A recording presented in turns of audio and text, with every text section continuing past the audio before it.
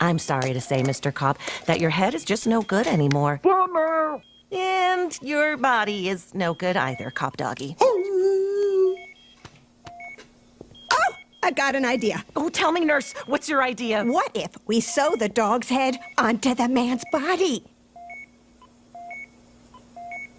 Great idea and stuff. This just in. It stopped raining. And doctors and nurses have successfully saved Officer Knight and Greg the dog by creating...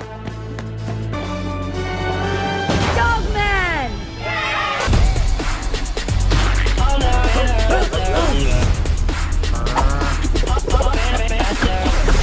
Gotta do something to get rid of that dog man. It's time to stop this super cop. He's not going to ruin my evil plan to destroy all do-gooders. Dogman, you only have one job to do. Go and arrest Petey, and I don't care if it takes a montage. Buckle up! Oh,